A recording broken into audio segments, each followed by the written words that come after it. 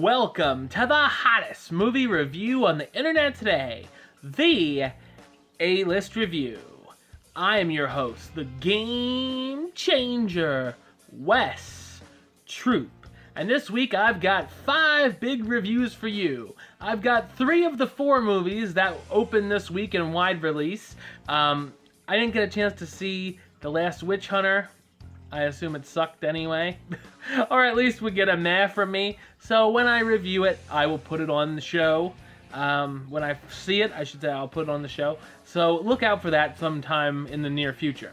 But I did get a chance to see the one all the critics are talking about, all the other critics are talking about. I finally got a chance to see it. Steve Jobs. Definitely a big drama coming up this award season, what we'll be hearing about. I also got to see a film that has a very, very low score on Rotten Tomatoes that surprised me before I saw the film, and that is Rock the Kasbah, starring Bill Murray, as well as a film that basically bombed at the box office. I don't know. It's a girl rock movie called Jem And The Holograms. I know of many of you know the cartoon. I did not, but we'll get into that later. And then we're going to take a look at, we're going to finish off the Back to the Future series, my reviews of those, with Back to the Future Part 3. And then this week's random review, we're finishing off the horror movies for Halloween. I threw in a good one for us this time, one that I actually liked, Child's Play. So, let's kick off this week with my review of a movie about one of the most influential computer people around. We'll just call it computer people, right? Yeah, this guy is above the geek squad. Ladies and gentlemen, here's my review of Steve Jobs.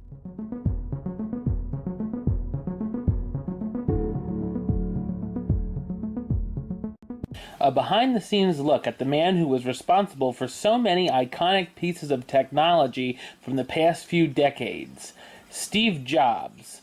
The audience is taken backstage at 3 different launches of his projects, where tons of drama between his associates, friends, and even family goes down.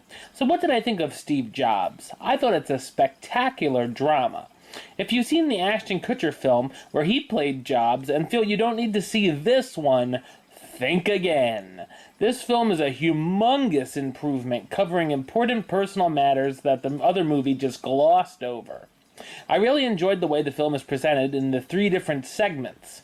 The first act takes us back to 1984, and he's about to unveil the Macintosh computer.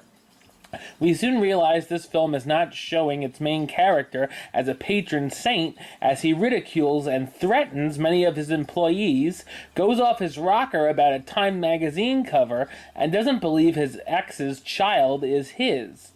The next act takes place in 1988, after Jobs left Apple and was ready to launch the next cube. And finally, the film finishes in 1998, when he was back at Apple and is about to introduce the iMac. There are also flashbacks sprinkled throughout, such as when he and Steve Wozniak created their first computer in the garage. Throughout the film, there are some very intense arguments between Jobs and his former friends. The material could have easily dragged on or been a chore to sit through, but the way the script is written, things move along at a fast pace.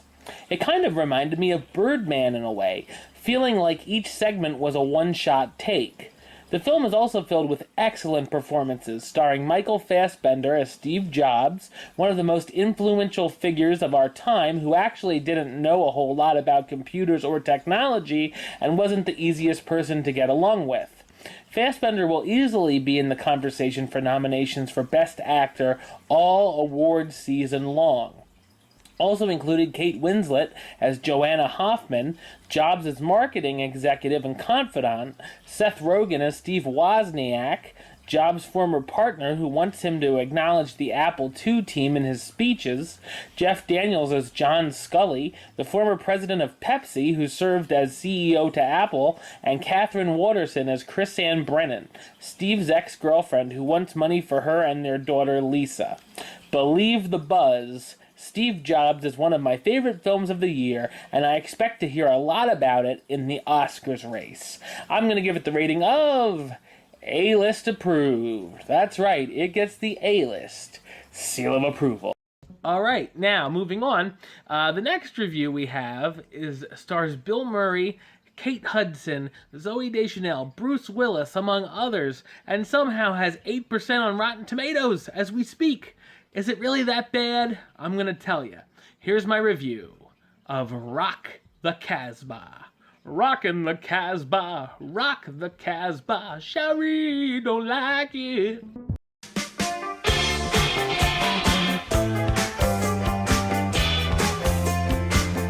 A has-been rock and roll manager is at the end of his rope when he gets a gig from a client touring Afghanistan and other countries performing for the troops.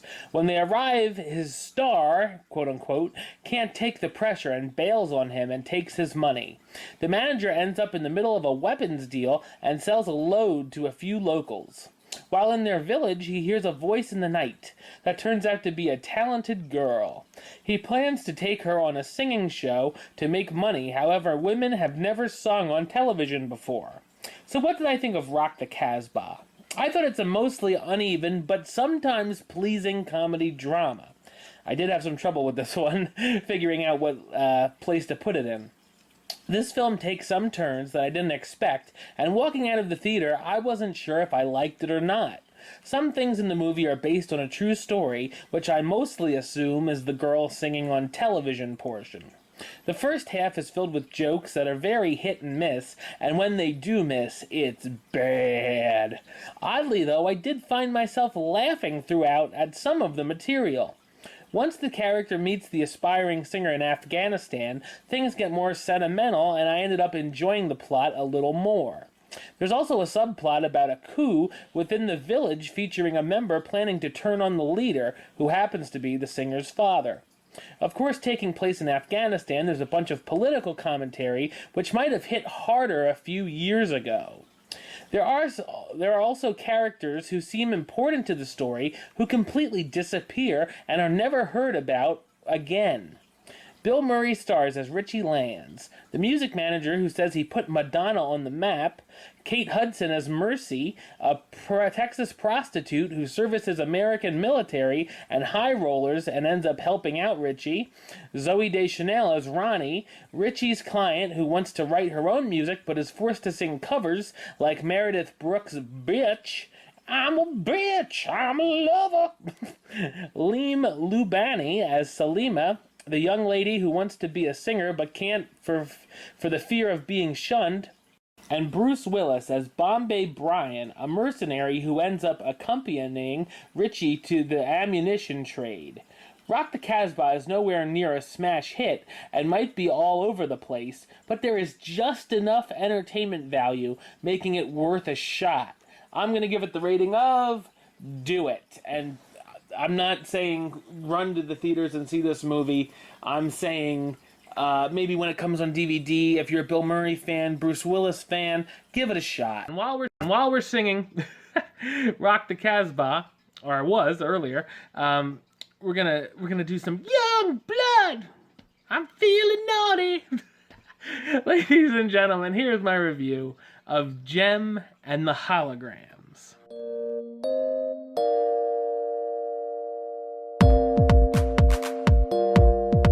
A teen girl's life changes when her sister uploads a video of her singing onto YouTube. The video goes viral and she becomes an overnight sensation known as Jem. A record producer soon contacts Jem and wants to make her a star. Jem only agrees if her three sisters, who are her band, can come with and take the ride with her. Along the way, Jem brings along a robot her late father left for her, and she and her sisters realize he's left clues around California for her to finish the project. So what did I think of Jem and the Holograms? I thought it's a routine music drama. The film is based off of a cartoon series from the 1980s, which I never even knew existed until this movie came out. From what I hear, it's very different from the source material. The story has all the usual checklist points of rock and roll band movies we've seen before. They get to fame, and then there's something to cause turmoil between them. In this case, it's the producer wanting Jem to go solo without her sisters. Then there's the mystery of her dad's robot, which takes the band to different places looking for clues.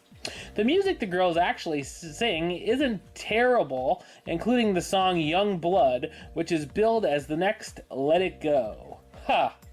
There are quite a few jokes that will cause a few face palms with older people, but the target audience will probably laugh. There were a few sweet and even emotional moments that surprisingly worked. I felt the use of the random YouTube videos intertwined with the film became annoying after a while, although I did laugh at the video featuring The Rock. I also found it funny that at the band's first gig ever, there are fangirls crying like they saw One Direction. It's like, okay, these girls never even performed before, but you're throwing yourselves at them. Go figure. I did like the cast and thought they did fine, including Aubrey Peoples as Jerrica Benton, the somewhat shy songwriter who records a video singing one of her songs and becomes the superstar known as Jem.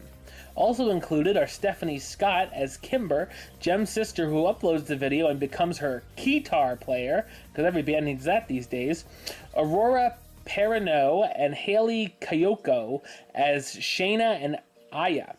Jem and Kimber's sisters, who are actually her aunt's foster daughters, but they've all lived together since they were small.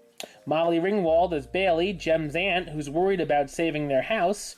Juliette Lewis as Erica Raymond, the music producer who could easily win the Biatch of the Year award. Oh, and I'm a bitch, I'm a love. There you go, that's who they're singing about. And Ryan Guzman as Rio, Erica's son, who is put in charge of keeping an eye on the band.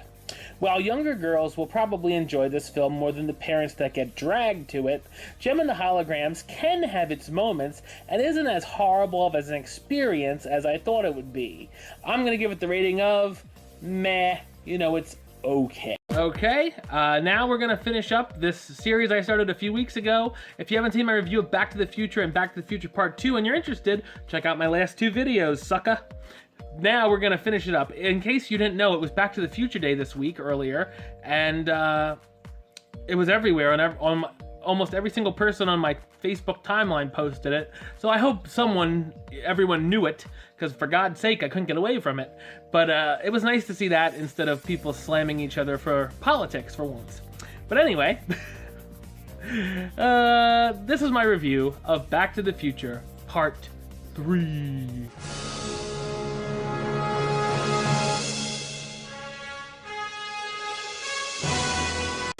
Doc Brown finds himself back in 1885 in the days of the Old West.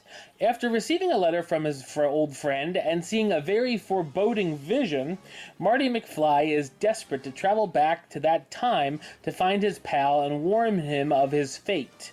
Marty makes a successful trip and ends up running into his great-grandparents and the much-feared Buford Mad Dog Tannen, the great-grandfather of Biff. While Doc meets a very special lady and woos her, Marty must face off against Buford in a duel and try to figure out how to get back to 1985. So what did I think of Back to the Future Part 3?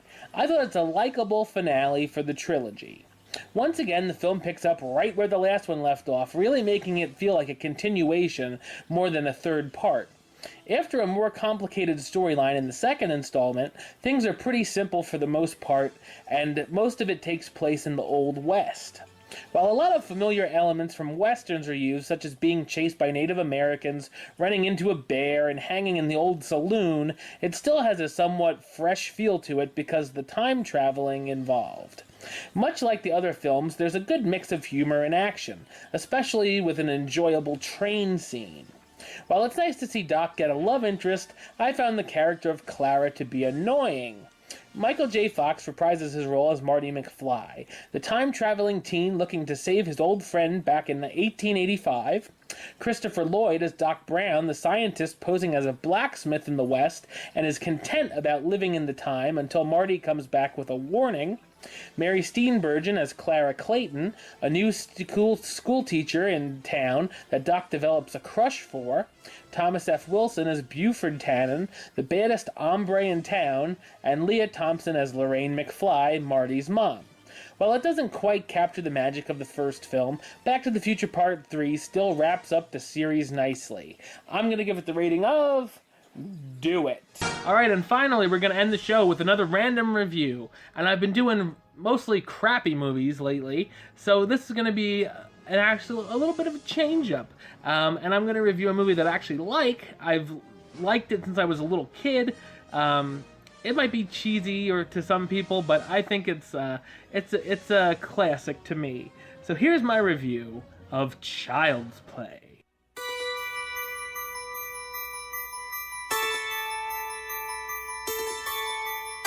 After being chased by a detective, a serial killer named Charles Lee Ray ends up getting shot in a toy store.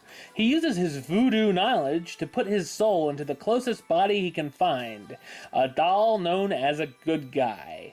A young boy ends up with the possessed doll as a birthday present when his mother gets it for a deal from a peddler. After some strange happenings, the boy realizes the doll is really alive and wants to get revenge on those who forced him into the body. So what did I think of Child's Play? I thought it's a surprisingly effective horror film. This and some of the sequels are some of my favorite guilty pleasure films. The first entry, though, takes things seriously and doesn't get as crazy or campy as some of the later sequels. I like that we don't see Chucky coming to life until the second half of the movie, and it keeps things suspenseful and mysterious and isn't overkill. We see things happening to characters, but only images of something that looks like the doll causing havoc. While it's not overly gory, it does have a darker tone, and it's easily the most believable part of the series for what this is. There's also a few good jump scares that actually deliver. Catherine Hicks stars as Karen Barclay, the mother of a young child who buys the good guy doll for his birthday. Chris Sarandon as Mike Norris, the detective on the trail of a murder, as well as the man who actually killed Ray. Alex Vincent as Andy Barclay, Karen's son who no one believes when he says his doll is a killer, and Brad Dourif as Chucky/Charles Lee Ray, the killer who puts himself into the doll to save his soul. So, while it might sound preposterous to some, Child's Play is a lot of fun and is a must-see for any true horror fan. I'm going to give it the rating of A-list approved. That's right, it gets the A-list seal of approval. Well, that does it for this week. Next week I'll be back with my review of Burnt, starring Bradley Cooper. Will I burn that movie? We'll find out. That's the only movie I know that's for sure coming. Our Branda's Crisis is coming out. I assume that that's going to be at my theater. If it is, I'll have the review for that, as well as Zombies vs. Scouts, or whatever it's called, Scouts vs. Zombies. I don't know if my theater's going to get that or not, but you know I'll be seeing it if it does. As well as whatever random review I catch next week. So, maybe if I see Last Witch Hunter, I'll throw that in there too. You never know what's going to be on the show, so come back and check it every single week, baby. Until next time, don't forget to subscribe right here on YouTube, youtube.com/westside515. You can like the Facebook page, facebook.com/westtroopalist. Follow me on the Twitter and the Instagram @WesAlist. And of course, you can buy my book, The A-List Review 2014 Movie Review Yearbook. Over 150 reviews, only $10. Contact me through Facebook or Twitter if you're interested. And of course, the 2015 version is coming in just a little over 2 months. Yikes. So, until next time, Troop out.